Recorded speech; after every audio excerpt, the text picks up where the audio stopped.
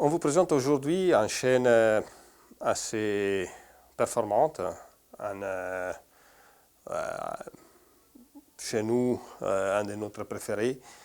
Donc on a comme source les métronomes Stream Calista, les DAC métronomes C-Aquo. Et à niveau d'amplification, on passe sur TAD, donc avec les préamplifications référence C600, l'amplificateur de puissance M700S et les enceintes, les derniers nés de la gamme TAD, les évolutions 1 TX, donc de colonnes de taille relativement compacte, mais de performances vraiment époustouflantes.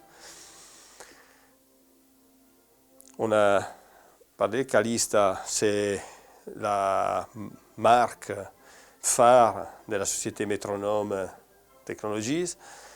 C'est un streamer lecteur de réseau de qualité, je pense, absolue et de très facile d'utilisation. On n'a que branché les câbles de secteur et les câbles J45 qui fonctionnent. On n'a rien à faire, rien, ça fonctionne toujours.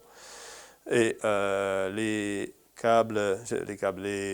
convertisseurs C-Aquo, c'est un convertisseur qui peut fonctionner sur tube ou sur transistor. Dans ces cas, on a sélectionné les tubes.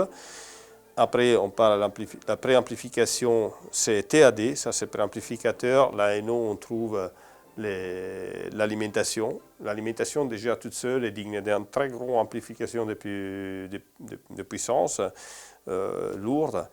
Il est, comme on voit, l'électronique à référence, ils ont des bases extrêmement lourdes en aluminium, fonte d'aluminium. Ça pour baisser les centres de gravité et éviter tout type de vibrations sur 3 pointes. Et tout, il est vraiment cherché pour avoir le résultat plus performant possible. Naturellement, alimentation séparée pour éviter les bruits et les rayonnements. L'amplificateur est un double mono. Vous ne pouvez pas les voir de là, mais c'est effectivement 2 appareils dans le même châssis. Idem, on peut dire, pour l'amplificateur de puissance qui a une grosse base en fonte d'aluminium très lourd. On parle probablement de 70 kg l'amplificateur et une quarantaine de kilos sans compter l'alimentation pour les préamplificateurs. Donc tout est fait pour éviter la transmission de vibrations.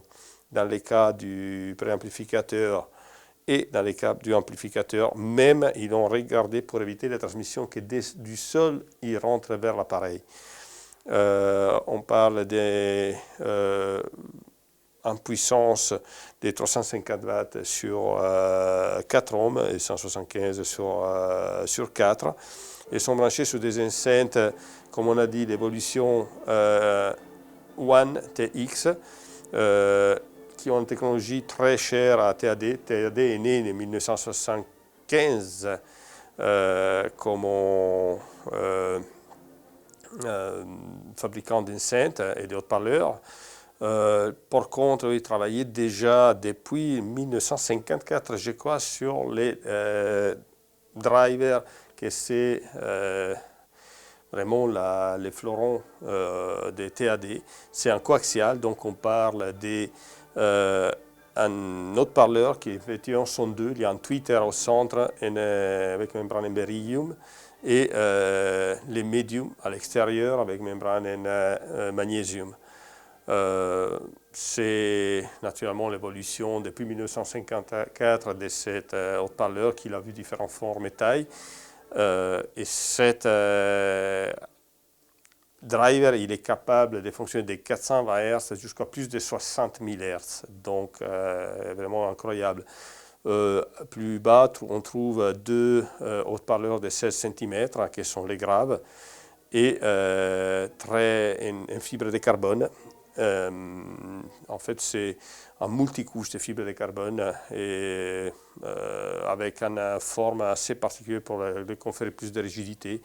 et on voit que c'est la membrane, la suspension c'est en toile plissée et c'est pas une gomme comme on souvent trouve dans les filles. Ça c'est une dérivation pratiquement professionnelle pour avoir des graves plus présents, tendus et propres. Une autre patente des TAD, c'est les vents de les enceintes, qui ici on voit pas très bien, mais sont des vents circulaires, donc la sortie de l'air de l'évent il est sur toute la circonférence et ils permettent d'avoir une absence totale des bruits en sortie et des graves, des standards de la réponse des graves proprement dans les plus profonds. Je vous laisse à l'écoute.